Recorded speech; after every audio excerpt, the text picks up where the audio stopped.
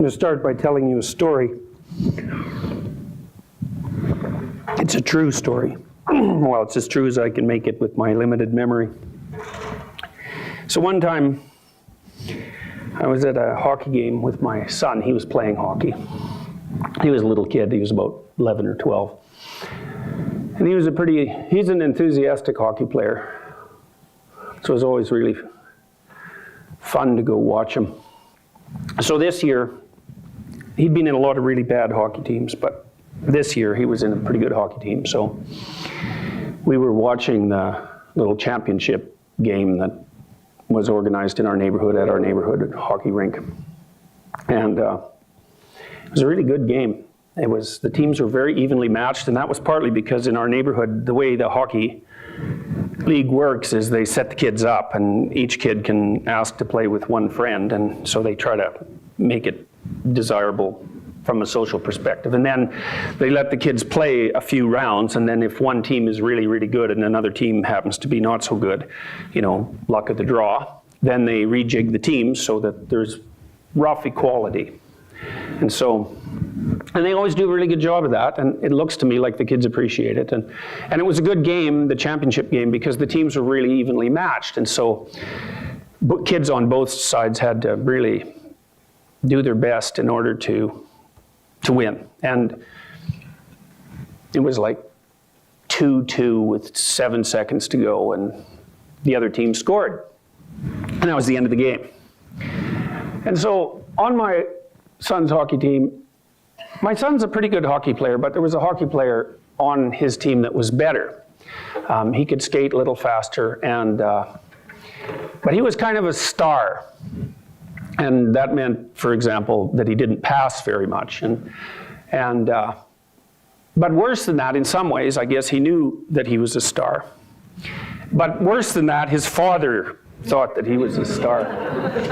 And so his father was a very clueless person, and it wasn't long after this that his marriage collapsed, and I would think deservedly so, because he was a clueless person. His wife was also about equally clueless, so they deserved each other. And it was unfortunate, I suppose, that they got divorced, because now they can go inflict themselves on other people. Anyways,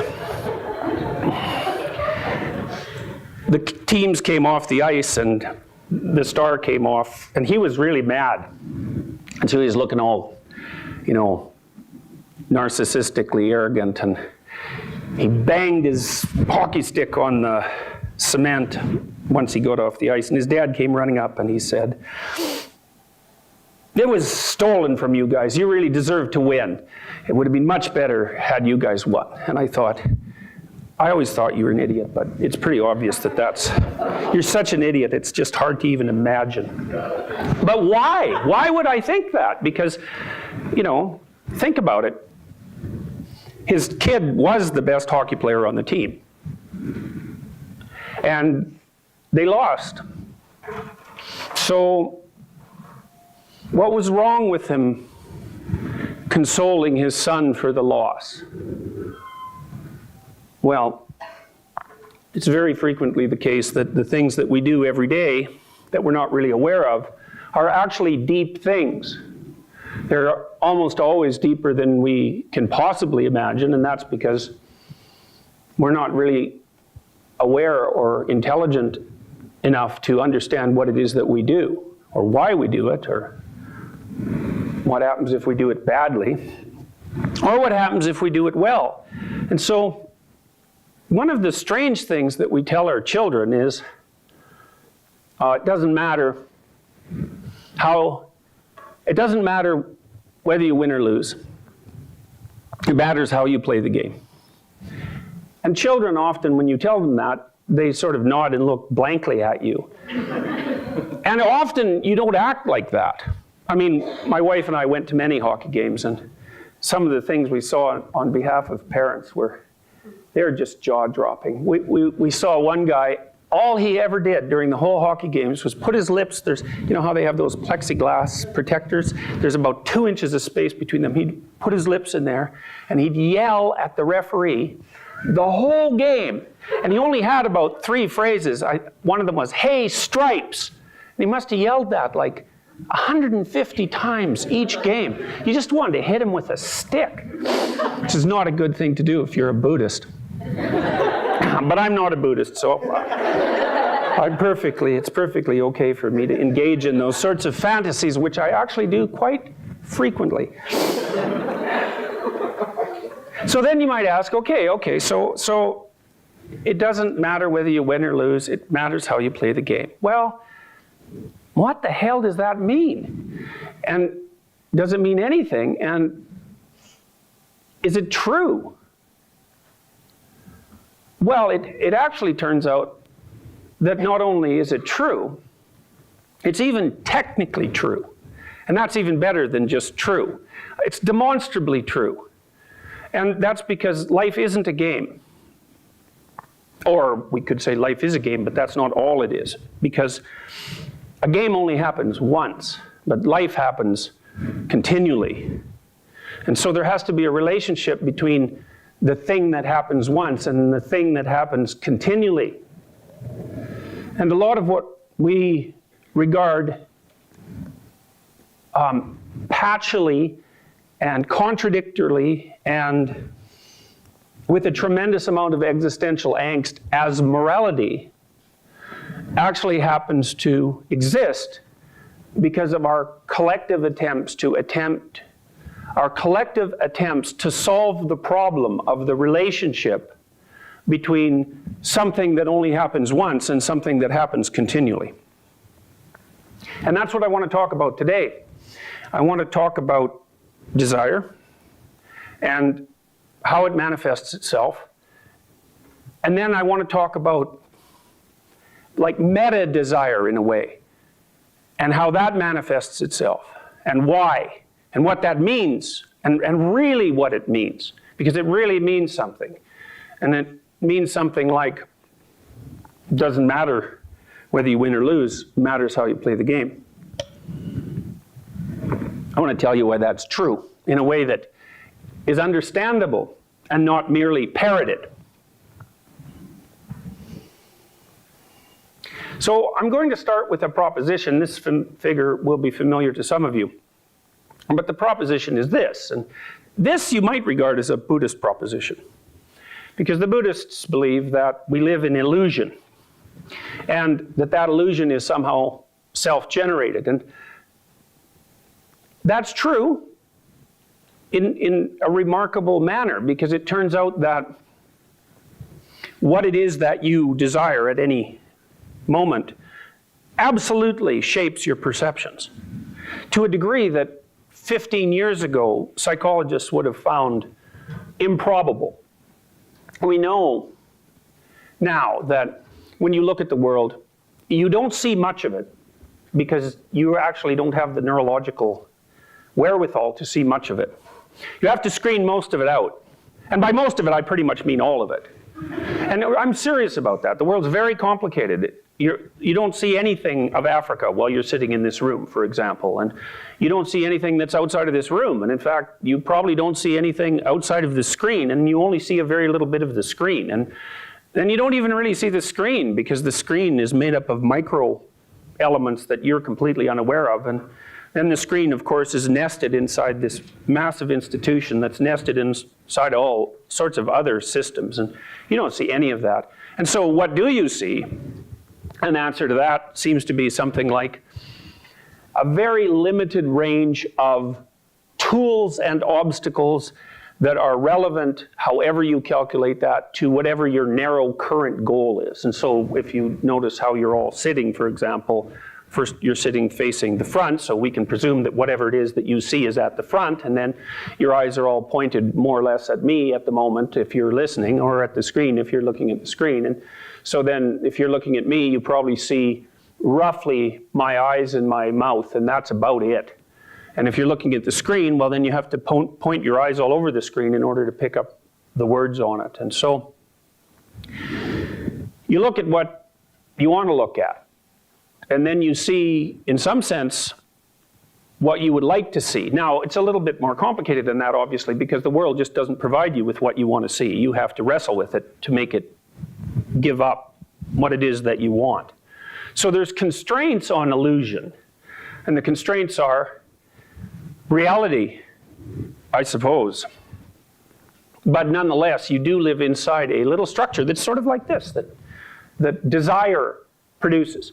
And some of you will have learned about the idea of drive, and some of you will have learned about the idea of goals, and some of you will have learned about the idea of deterministic behavior and stories and games. And this is my primitive graphic attempt to integrate those, and it's based on a fairly straightforward idea, and the idea is the framework through which you look at the world, which you might think about as a lens in a sense, always has a certain minimum number of elements. And one of those elements is the characterization of your current state of being, or of the most evident element of your current state of being. So that could be not enough blood sugar, not enough water, not enough oxygen, not enough sexual activity,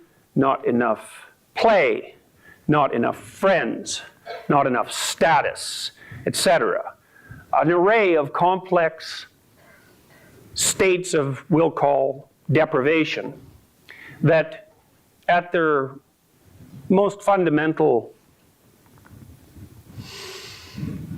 point, at the most fundamental level of analysis, are biological in origin. They've evolved. They're evolved systems. All of those systems that I described. Not only are they the starting point for your desires, they're also the starting point for the desires of most of the animals that you're related to from a biological perspective. These are evolved systems. And some of them that you would expect to be sort of secondary, like status, turn out to be the most primary systems of all. So you could make a case that your desire for status, which is an intense desire, is as old as your desire for sex anyways. It's old. You share it with animals that are so far down on the evolutionary chain you can hardly believe it. Like lobsters, crustaceans, for example, have the same status-seeking circuitry that you do, runs on the same neurochemical substrate, and has the same behavioral consequences. It's unbelievable. So part of desire is the necessities of life. Now, what those are is not a straightforward thing to determine, because what you actually need has never been clear. You can bind it a bit. We know that if you don't have food for long enough, you'll die. And if you don't have water for even a shorter period, you'll die. And you die even faster if you don't have air. And so some of these things are relatively obvious, but some of them aren't so obvious at all. Like babies die without touch. We didn't figure that out until probably 40 or 50 years ago. Literally, like if you feed a baby and you take care of it and all that, you know, like you provide it with the so-called necessities of life, but you don't touch it, then it dies. So who would have guessed that? Not the Romanians. I mean, well, look, the thing is they didn't know. Like 100 years ago, in North American orphanages, in hospitals and so on, 120 years ago, if you were a baby and you were in a hospital and you were abandoned and you were under a year old, the probability that you die in the first year was basically 100%. You know, we got there a little earlier than the Romanians, but not that much. I mean, it's a dreadful fact, and you know, there's other basic needs too that you wouldn't think of as basic. Play appears to be a basic need as well. So there's a circuit. You have a circuit for play, and the utilization of that circuit it's an unbelievably important circuit, which is why we suppress it constantly in our schools, and it's really what helps children become moral. And that's partly why I started this lecture with a story about a game, playing a game. Well, when you're When you haven't got what you want, which is pretty much all the time, then you have some sense of what it is that you do want. And so that comes along with it. So it's like when you're looking at the world, you don't just look at the present. You look at the present in relationship to the future and the future in relationship to the present, and you do both of those at the same time, and you always do that, and you can't get out of it. You're always doing that. If you're not in one of these frames, you're in another. And these frames sort of manifest themselves at different levels of resolution, which is a useful concept. And you could say that the lowest resolution frame is something abstract. So it might be something like, be a good person, where the highest level of resolution in relationship to a frame is, well, one of the things that a good person does now and then is smile. And smiling is actually not an abstraction. The word smile is. The action smile is the movement of your lips, and if it's a real smile, your eyes as well. That makes it a Duchenne smile, and people regard those as genuine. Unconscious, actually. They're from the bottom up and not from the top down. You're not smiling at someone like you're a predator. You're smiling at someone like you're cooperating with them. And that's a Duchenne smile, as I said. And that's not an abstraction. The reason it's not an abstraction is because you're using your body to do it. You're using your musculature. You're using your embodied being. And abstractions, see, we're kind of clueless, modern people, because we think abstractions refer to descriptions of the world, and that the world is made out of objects. And that's, both of those things are wrong. A, abstractions do not refer to objects, generally speaking, and B, the world isn't made out of objects anyway. So both of those things are seriously wrong, and because we believe those, we can't understand the relationship between the mind and the body at all, because our first principles are wrong. Part of the one of the highest resolution elements of the abstraction, be a good person, is move your lips so that the ends curl up. And you can't get much more detailed than that. Or you can't get much more detailed than that with your consciousness, because you can move your lips, but you don't know how. So your mind meets your body at the level of voluntary control of the musculature. And the concepts that we regard as moral are made up of motoric subroutines at their highest level of analysis.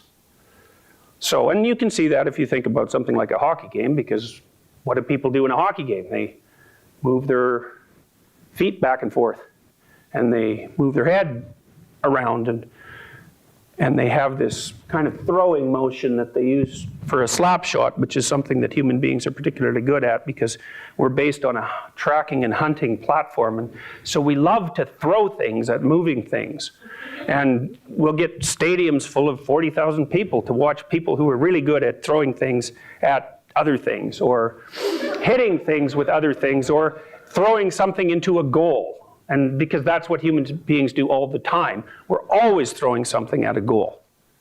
And usually the goal is a moving target, like an animal, for example. But even in your conceptual realm, you're always aiming at a moving target.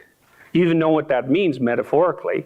I don't know what your goal is, but you can be sure it's a moving target, because the world changes, right? So you have a highest value, say, and that's a moving target, and you use your hunting platform body to orient yourself towards it and aim at it. And like we're all evolutionary biologists, hypothetically, but none of us think that way, not really.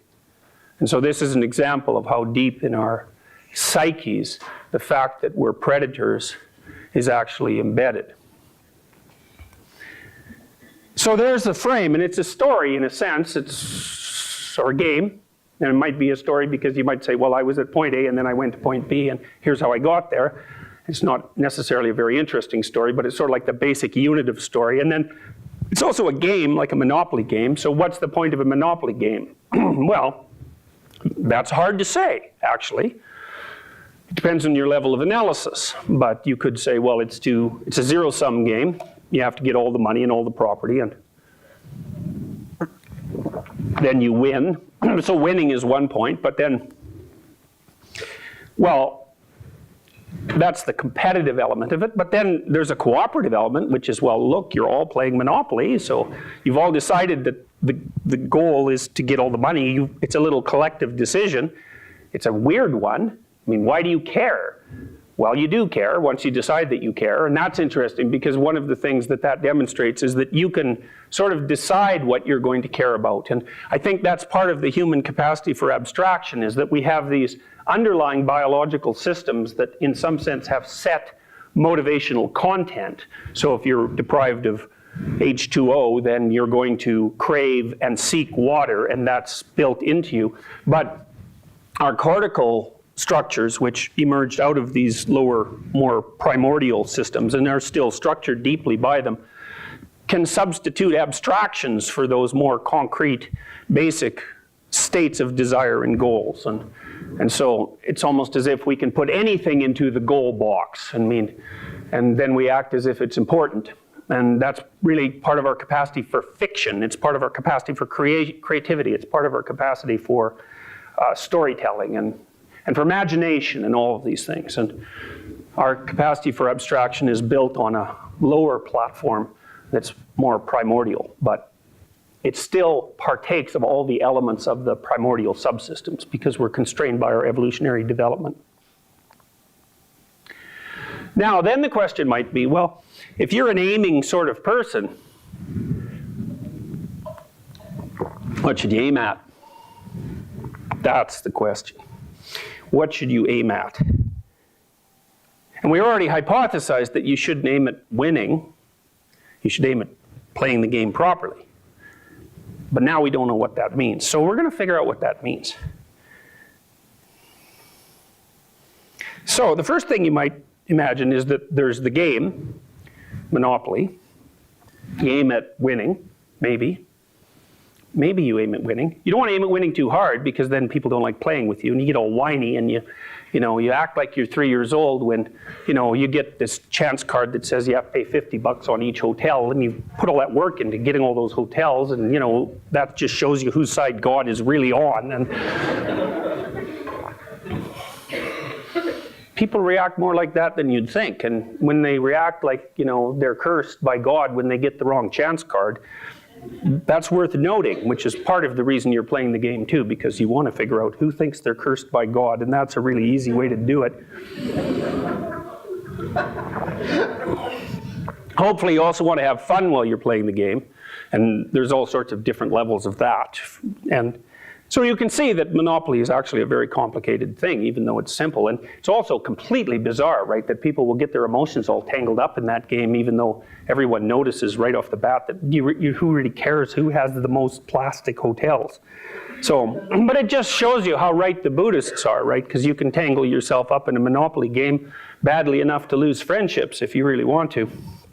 So that's pretty interesting that people are like that. So anyways, but here's something to think about. So let's say you got a friend and you play Monopoly with them, and that's one thing, and maybe you want to win, but maybe you really like playing Monopoly, just for the sake of argument. And so you don't want to win so badly that you don't ever get to play Monopoly again. And that's a constraint. And so here's a constraint. It's good to play games. It's better to play games than it is to win them. Or it's certainly better to play games than it is to win one game. So then you might ask yourself, well, what exactly is the formal relationship between winning a game or any number of games and being invited to play the maximum number of games? Well, that's a tough question. Then you might ask yourself, well, who's the winner? The person who wins a game, or 5 games, or 10 games, or the person who gets invited to play the largest number of games? And the answer to that is, well, it's the person who gets invited to play the largest number of games. And obviously. And what that means even is that you could lose 70% of the time, let's say, in any game you ever play, and still come out ahead if you get invited to play enough games, because if you win 30% of the games that you play, and you play an unbelievably large number of high-quality games, it's like, not only do you rake in the consequences of that, but everyone's thrilled to play with you because they win a bit more than you do every time you play. So then you might ask, well, what do you mean by win? And that's exactly the same question as, well, what do you mean by, what are you aiming at? So, there's the game, And then there's the game of games. And the game of games is more important than the game, because the game is a subset of the set of games, of the game of games. And the moral rule is, never win the game in such a way that makes you a loser at the game of games. And that's what you're telling your child when you say, it doesn't matter whether you win or lose, it matters how you play the game. And that actually turns out to be right, even though you don't know why it's right, and maybe you don't even believe it, but you know that you should tell your child that. And maybe you can act that way, and maybe you do, but probably there's part of you that's still irritated that your son didn't win the championship. Now what you see here is a bunch of different kinds of games. There's a rat game on the left, and that's rats wrestle, by the way. They love doing that, juvenile rats, especially the males. They love to wrestle, and they wrestle just like human boys do, mostly boys. And if a rat pins another rat, then that rat wins. But it turns out that if you pair rats together, we know they love to do this, by the way, because they'll work to get the opportunity to enter an arena where they know they get to play. And that's how you define rat desire. If a rat will work for something, you assume that he wants it, which is kind of the way we do it with human beings, with money, right? So we'll assume that's ecologically valid. So you can get rats to work pretty hard to enter an arena where they can wrestle with another rat. It also turns out that if one rat is about 10% bigger than the other rat, so he's like the potential bully rat, then he can win pretty much all the time if he wants to. And winning means he pins his partner. But it turns out that after the first encounter, the rats sort of establish a little dominance hierarchy. So each of them figures out who the tough rat is. And then the next time they meet, then the rat that isn't so tough has to do the dog play thing. You know how dogs look when they want to play? They sort of put their paws forward and they look at you like maybe you'll understand them, and they kind of put their tail in the air a bit, and you know they want to play, and rats do that, and they do that to each other. And so the rule is the losing rat in the previous round has to ask the winning rat to play. And so, but if you pair them repeatedly, the big rat, who could win all the time because he's the big rat, has to let the little rat win at least 30% of the time, or the little rat won't ask the big rat to play anymore. And so that means the big rat loses the game of games because he doesn't let the little rat win. So if you have any children, the rule is let the little rat win 30% of the time.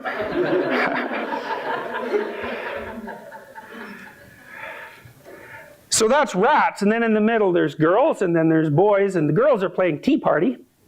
And that's a really complicated game because it involves the sharing of food, which is something that women are particularly good at, and biologically speaking, and that's something very unique about human beings, and perhaps even particularly unique about women. And it's very deeply rooted inside human beings. When I had little kids, it was very interesting to note that they would spontaneously share food, really pre-verbally, which I thought was just mind-boggling, because you think about it as a complex cognitive ability, but it's way deeper than that. Sharing food, that's something. I mean, and getting it right, that's something. And we don't get it right much anymore because we don't think it's very important. So that's why most of us are fat or have eating disorders. But it turns out that it really is important, and that's why girls like to play it. I mean, boys will play too. They kind of get grudging about it if they're invited to a tea party. But, you know, they'll sit and have some tea if they have to. And that's kind of how they learn to play with girls. And one thing that's kind of interesting is that chimpanzee leaders, so they're at the top of the dominance hierarchy, the bully types, coalitions form against them, and then bad things happen to bully chimpanzees if coalitions form. So they often end up losing extremely vital parts of their anatomy during dominance disputes. Whereas the more stable chimpanzee leaders don't seem to elicit male coalitions so easily to rise up against them and throw them over. And that's partly because they'll have tea parties, so to speak, with the female chimps. So the stable chimp males, the stable dominant chimp males, have good relationships with the females. They're much more cooperative and egalitarian in a sense than you might expect a dominant male to be on pure power dominance theories of domination. So anyways, the girls are having this tea party and the boys will do that. And then the boys are wrestling. Girls, they don't like to do that so much, but if you're a father, you can get your little girl to wrestle if you're kind of careful with her. Now the boys are wrestling, and they're having a good time, generally speaking. They'll have a good time as long as there are certain rules that are observed, and the rules are, well, if you're big, don't throw your weight around. You got to let the little guy poke you in the eye now and then, just so that he feels tough. But there's way more going on with wrestling. It's like, well, how hard can I hit you in the nose with my elbow? And, how hard can I poke you in the eye? And how hard can you hit me before it's actually painful? And, when should I whine about it? And when should the game stop? And when should I cry, if ever?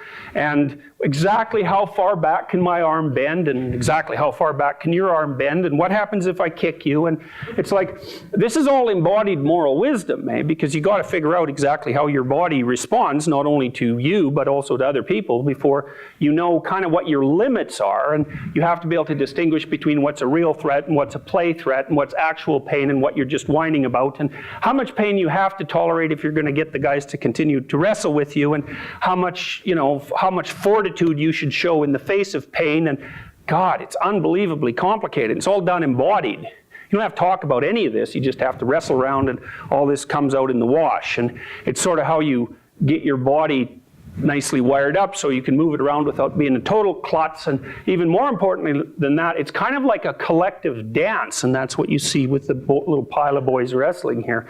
And the collective dance is, well, not only how do I use my body, but how do we both use our bodies against each other in a manner that's mutually reinforcing, for lack of a better word, and so that the game continues, and so that the metagame continues. Because the metagame in this situation might be wrestle with your friend. Well, friend implies you want to play some more games with the person, because otherwise they wouldn't be your friend. And then you have to figure out how to wrestle so that you don't screw that up. And that's very, very, very, very, very, very complicated. And you don't have to talk to do that. And that's a good thing, because it's too complicated to talk about. You have to do it. And Piaget, among others, has pointed out, well, this is part of the basis of morality. It's the deeply embodied sub-element of morality. Where does my body end? Where does your body start? How do we do the same things in the same space, etc.? And all this can be negotiated non-verbally, and that's kind of cool, because one of the things it implies is that you get a lot of your moral knowledge. It's embedded inside of you. It's part of your procedural circuitry, and that's built in relationship to other people who are doing the same thing. So you're mutually shaping each other in this collective game and the collective games of games, and you're building your bodies so that there are things that you can use, but so that there are things you can use in an environment where a whole bunch of other creatures that are sort of like you are also using their bodies in the same environment to play games and to play the game of games. And all of that's happening without speech, or could be happening without speech. And then it's not, of course, just wrestling or tea parties. It's all the games that children play.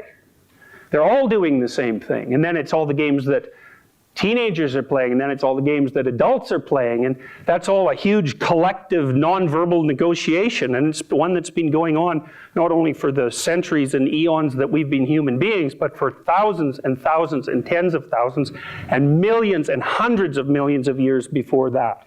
So here's something to think about. We have revelatory moral wisdom.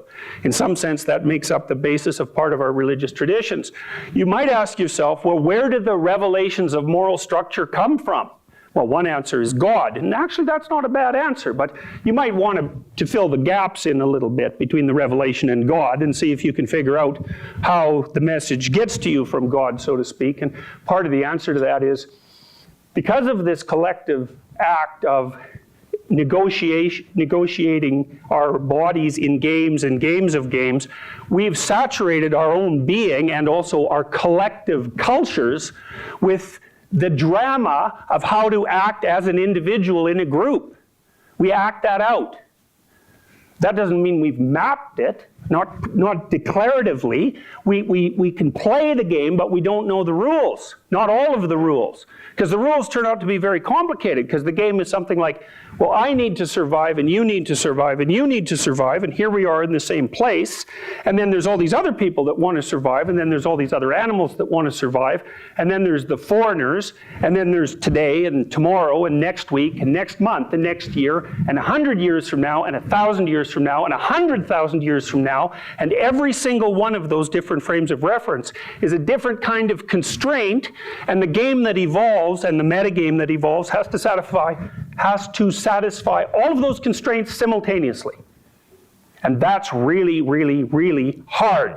And we don't know how to do it, but we do it.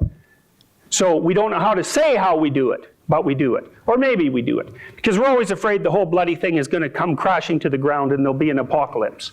And that's always a possibility, because those sorts of complicated structures can fall apart, especially if people are incautious. And they're often incautious. And you can be incautious by breaking a rule. Well, what's that stupid rule for anyways? It's like, break it and find out. The fact that it's there, even though you don't understand why it's there, doesn't mean there's no reason for it. What it means is that that rule is holding back an ocean of chaos, just the kind of chaos that God uses to flood people when they don't behave properly. And you don't know it's there because there's the wall, and all you see is the wall, or maybe you don't even see the wall. You don't know about the ocean behind it, so you poke a hole in the wall, and well, look the hell out when you do that. Which is why most cultures are very conservative. They're very conservative. And they've figured out that just because you don't know why something is there doesn't mean you should poke around in it.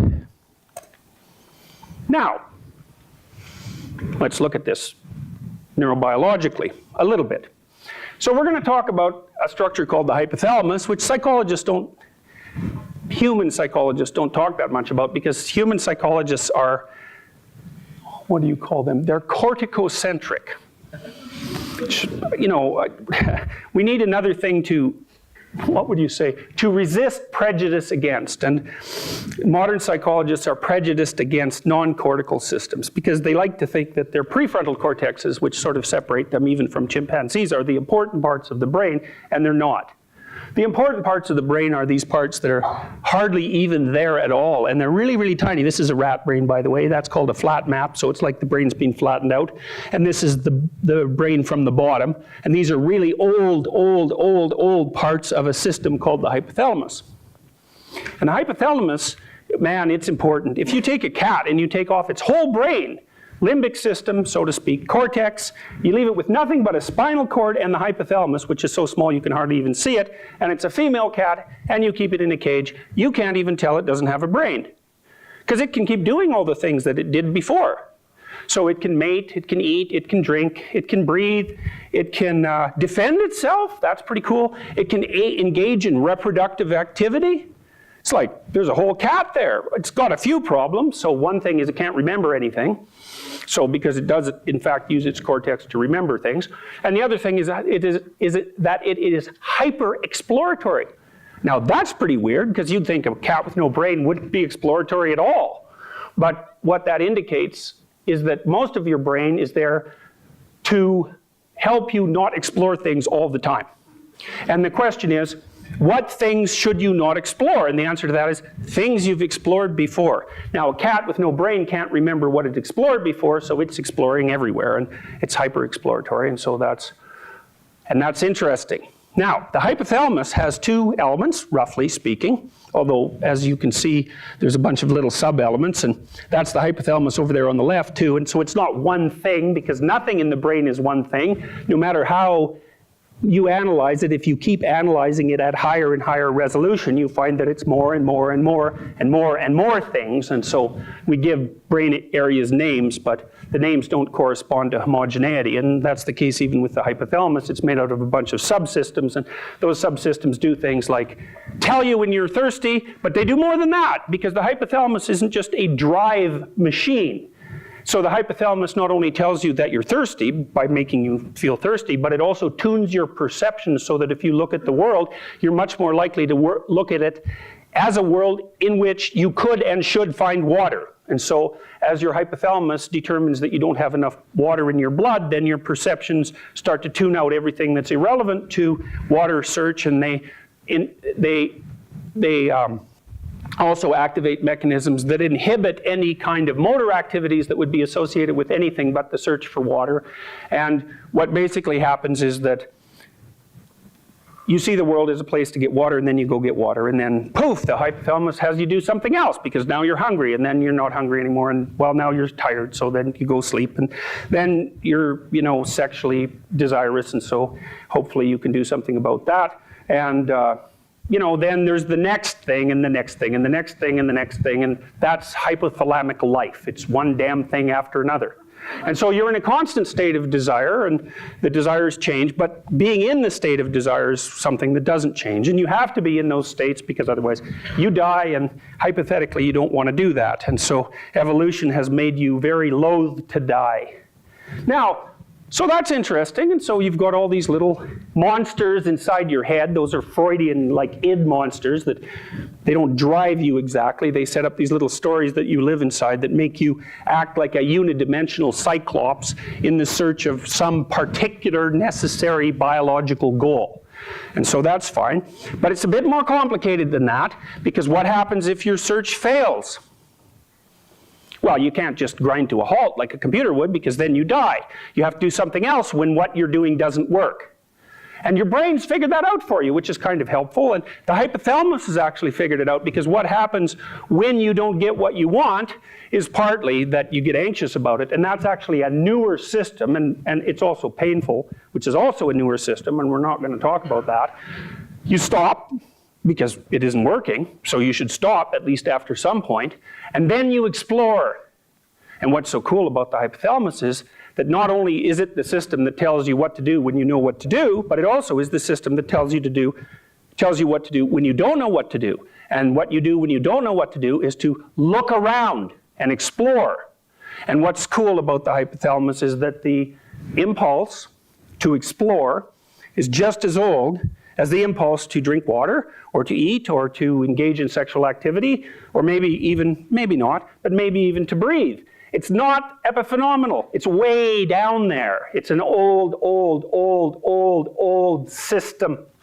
And so then you might ask yourself, well, if all of these little hypothalamic goal structures are games, and they are like the game of getting water. You played the game of life when you were a kid, maybe if you're as old as me, and that was all about getting the necessities of life. That's your hypothalamus for you. But it also says, well, in the absence of certainty, explore. And so then that raises a couple of questions, and one question might be, well, you have these needs, we'll call them. They're more complicated than that. And one question is, well, what should be the relationship between them? What's more important? Well, part of the answer to that is, well, when, and over what time span, and with who, and those are really relevant questions because you're not alone, and good for you because you just die. And then the other question is, how are all these specific systems that are dedicated towards specific sub-goals to be construed in relationship to the goal of exploring?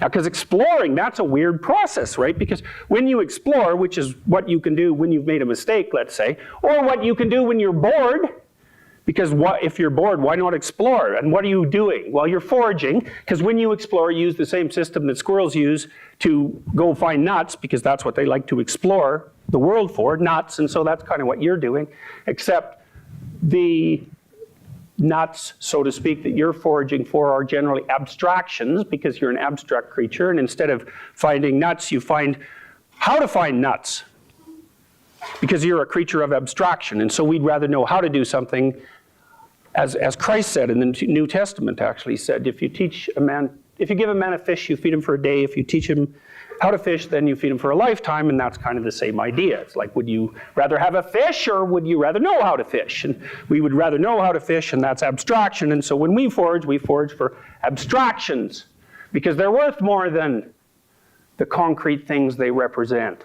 And so our foraging systems, which are in black on this diagram, have evolved to forage not for things, but for how to get things. And so if you talk to someone, they tell you how to get a bunch of things, you're really thrilled about that, and you'll pay them. And so then I would say, well, there's some relationship between doing something and exploring to figure out how to do things. And and then I would say, Jesus, we spent a lot of time trying to figure out, all things considered, what's more important, doing things or figuring out how to do them? And the answer to that is, never do things in a way that stops you from figuring out how to do more things. Got it? Right. Well, that is morality.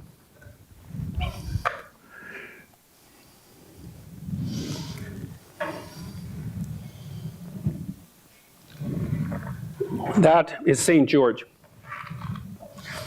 And St. George is killing a dragon here, which is what St. George is always doing. And he's rescuing this princess, which is, maybe he's not too thrilled about that because he was expecting a big pile of gold, but it turns out that if you have gold, you can get princesses, so it's basically the same thing. Actually, it turns out if you know how to get gold, you can get princesses, because princesses aren't that stupid. And you can fool them with gold, but if you force them to make a choice, they'll go for the guy who knows how to get the gold instead of the guy that has the gold and doesn't know how to get it. And that's because our tree-dwelling ancestresses were very happy when the first of our tree-dwelling ancestors figured out how to drop a really big stick on a really ugly predatory snake. And that happened a long, long, long time ago, like 60 million years. And so this is a really old story. And here's the story. The story is something like, well, when you're out there doing things, sometimes that doesn't work. And when you're where what you're doing is working, you're in one place. And when you're where what you're doing isn't working, you're in another place. And the place you are when where you're doing isn't working is a chaotic state. And the chaotic state is the state that surrounds what you know, in a sense, and that's where all the predators are, fundamentally. That's when you've accidentally wandered out of your safe territory, and that's where the predators lurk. And the system that we use to conceptualize the things that lurk outside our conceptual system is the same system that our ancestors used to detect predators. So we're abstract creatures, and so we think of prey, predator, but then you could think of conception, anomaly. And it's the same idea. And that's why, here's a very loose association, but the snake in the Garden of Eden is a predator because it's a snake, but it's also the thing that always pokes its ugly head up in the middle of your paradises. And there's just no getting away from that. And then the question is, well, what should you do with snakes of life? And one answer is you should scream and run. Or you should freeze, which is what a rabbit would do. But it turns out that if you don't do either of those, if you approach the anomalous thing, then you get the treasure that it guards. And I love this image. It's so intelligent because what it says is that, well, if you face the chaotic expanse of life, then that makes you the sort of creature that appeals to potential mates. And there is absolutely no doubt that that's the case, because one of the things we know, for example, about women is they mate up and across and up dominance hierarchies. They like the dominant guys. Women are choosy maters. Chimpanzee females, by the way, aren't. So then the question is, who's the most dominant male? Well, you know, maybe he's the guy with the biggest sword, or maybe he's the football player, and that's a possibility too. But there's the guy who wins the game, and he's pretty dominant, and then there's the guy who wins the game of games, and he's so much more dominant than the guy that wins the games that they're not even in the same universe. And women, because you can't fool them because they're quite smart, if they have the opportunity, will always pick the guy who wins the game of games over the guy that wins the game. And we know all this, and we express it in our images, and it forms the basis of our religious conceptions. All right, I'm going to go through something quickly here. So, let's do it this way. Here's a little map of my games, we'll say. So I'm writing a paragraph, and so what I do is I write a sentence, and then that's part of writing a manuscript, and then imagine that these things are nested. So these are nested games, one inside the other. Write a sentence, write a manuscript, practice science. Embody my professorial role. That's a superordinate game. Be a productive citizen. That's superordinate over professor. Confront the unknown. That's superordinate over being a productive citizen. So then you might think about that archetypally. This is the father and the husband, the middle-class businessman, the capitalist personality, the American personality, the humanistic Western personality, the Judeo-Christian personality, the exploratory hero on the outside of that, a superordinate moral system. So here's a set of moral principles. There's the game. That's nested inside the game of games. So never win the game if it makes you lose the game of games. The game of games is nested inside the system that transforms games. Because if the game isn't going well, you have to transform it. And the way you do that is by exploring, accommodating, assimilating, transforming the rules. So the game of games has to be subordinate to the process by which games are transformed. What's that subordinate to? The equilibration of all of the systems. I think that's been represented mostly in Christian iconography, but it comes out in other religious systems too as the kingdom of heaven. So you might say, well, if you go back to this, you might say, is there anything outside of all that? Write a sentence, make it truthful. Write a manuscript, make it truthful. Practice science. Go after something new. Embody the professorial role. That's not only discover, but communicate. Be a productive citizen, a broader game. Confront the unknown. That's how you keep the whole bloody game going. What's on the outside of that? Make things better. What does better mean? Well, better is complicated. Better means all of these things, plus the balance between all of them, plus that for everyone.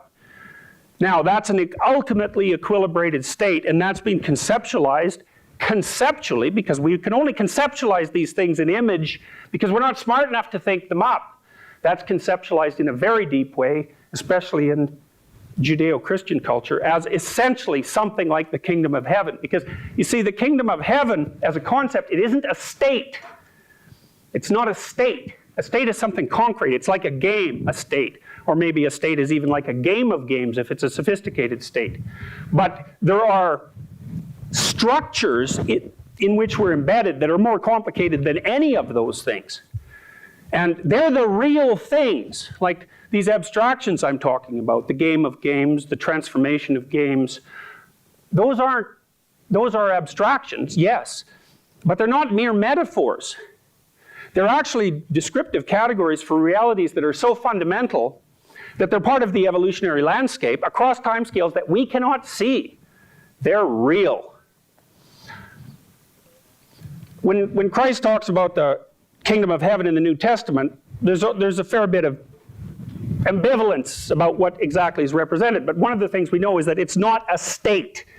So in the Old Testament, for example, there's lots of experiments with states. They all fail. So whatever the ultimate state is, it's not a state. It's something like a meta-state. Well, the meta-state that's referred to as the kingdom of heaven, say, and represented in that way, is what's best for you, all things considered, in relationship to what's best for you, today, next week, next month, next year, 10 years from now, 100 years from now, 1,000 years from now, all at the same time. Now, the iconography is something like this. Now, one of the things that Christ represents, because he's an exploratory hero fundamentally, is the dominance of the process by which rules are formulated and regenerated over the rules themselves.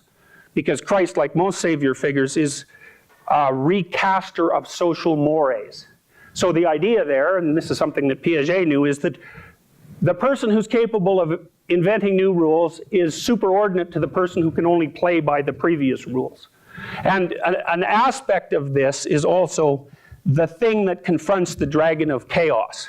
And those are actually the same thing, because when you allow a social system to deteriorate and disintegrate and become chaotic, then while you're recasting the social structure, you're also fighting off the dragon of chaos, because those two things are exactly the same thing.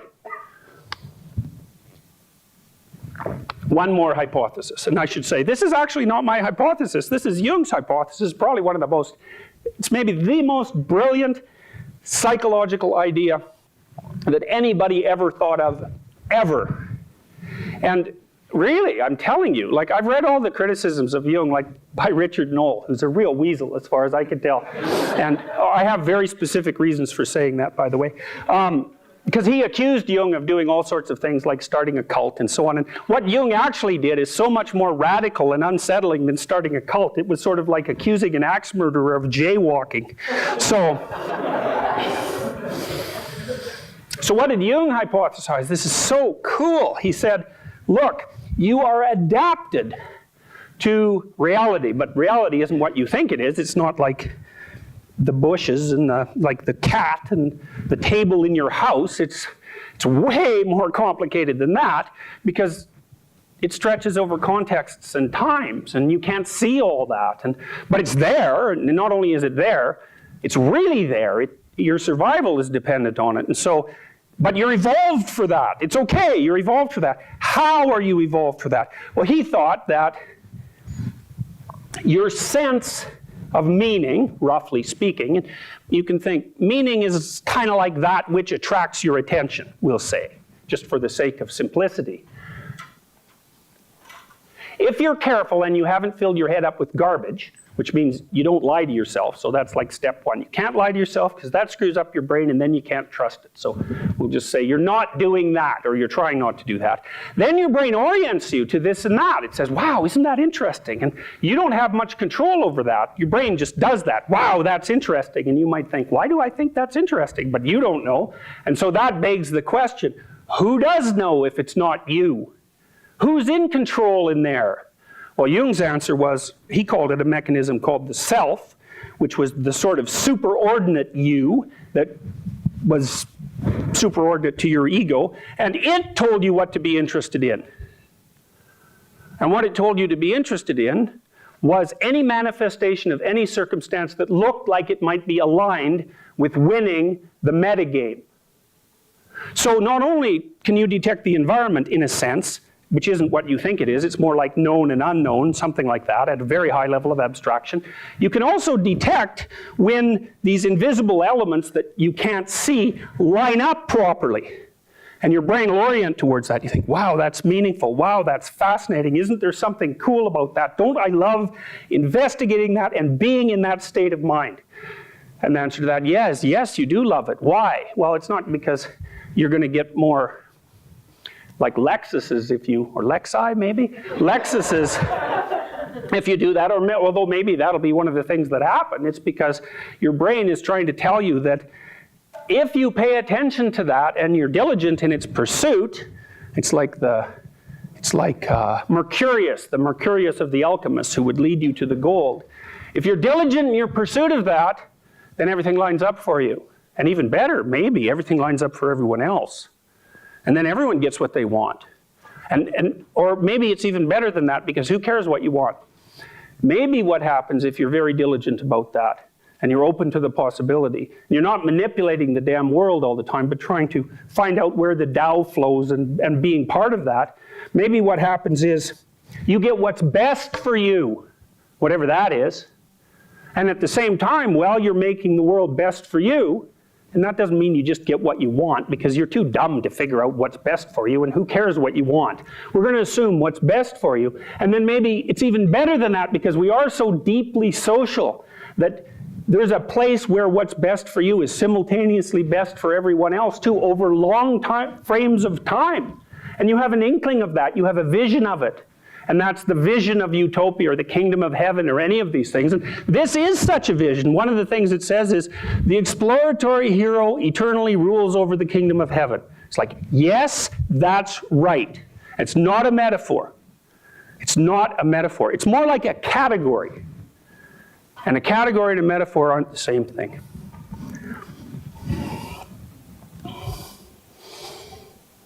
And then, you could ask yourself ultimate questions, and then I'll stop with that. One is, there's an old idea that goes along with these old ideas. The old idea is, you can only aim at one of two things, or you can sit on the fence. Now, it turns out that the mythology is that if you sit on the fence, that's the worst possible thing you can do. And the reason for that is you can't learn anything. You want to have it both ways, you'll never learn anything. So forget about sitting on the fence. Then the next question is, are you aiming at this, or are you aiming at its opposite? And that's the idea that the human soul is always engaged in the cosmic battle between good and evil. And that also happens to be true. And every time you make a decision, even though you don't notice it, because the decision is a subset of a larger set of decisions, and that's a subset of a larger set of decisions, and so on all the way up to the levels of abstraction that we have been discussing, every single time you make a conscious decision, you're making a decision between one of those aims and the other. And even more interesting, I think, is you probably know that. Because I've talked to lots of people about this, and I said, well, so I had a client, she had an affair. I said, look, and then she had a dream that if she kept walking down the same road, she was going to enter a terrible storm, and then the affair collapsed just exactly how you'd think it would if you were extremely realistic and pessimistic, because her illusions all fell apart, and she got hurt. And I said, and then she thought this was wrong. And I said, when did you first know it was wrong? And she said, well, he texted me, and it was a little inappropriate. He transgressed, the guy she had the affair with had transgressed the boundaries. He put a little tentacle out to tap, to see what the response would be, and the response was response. It's like, door opened, and away she went. And 6 months later, she had her own little piece of hell. And what was really interesting about that was she knew it right away. Just like everybody always knows it. You bloody well know. You look at a situation, two paths open up, you think, I should do this. Then you do this. And you think, I'll get away with it first. No, you won't. My experience has been no one ever gets away with anything. You may be too stupid later to notice the causal sequence that leads to your downfall because of that mistake. But that doesn't mean you got away with it. In fact, the idea that you can get away with it is that's like the most dangerous idea.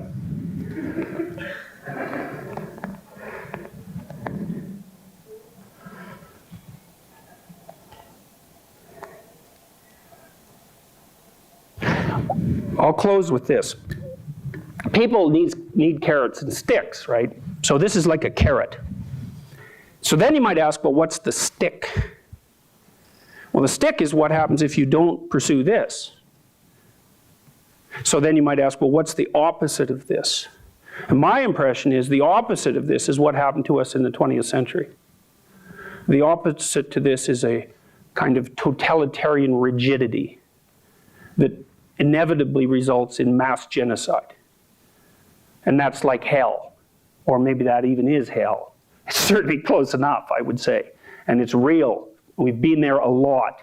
And we know from reading the writings of people who've been very careful about taking such things apart, that the way you get to those states of hell, Nazi hell, Mao hell, Stalin hell, is by making that first stupid mistake that you knew you shouldn't make, and then the next stupid mistake, and then the next 5 stupid mistakes, along with everyone else who's making the same stupid mistakes. And each of those is a violation of personal responsibility, and a conscious one. And if 20 million people do that 100,000 times, then you end up with 60 million dead in 50 years. So now we know what this is like, and we know what the opposite is like. And it's becoming increasingly clear how individual choice is related to that. And so that's the carrot and the stick. And for me, the stick was a lot more effective than the carrot, because it was never clear to me that the kingdom of heaven existed. But after studying 20th century history for 15 years, it was pretty bloody clear that hell existed. It also became very clear to me, partly because of that and partly because of my clinical practice, that hell was not a place that I wanted to live or take people. And so that's what you're deciding, just like all those old stories always said. Okay, desire. What should you desire? The highest good. What's the highest good? Well, that's what I tried to outline today. So thank you very much.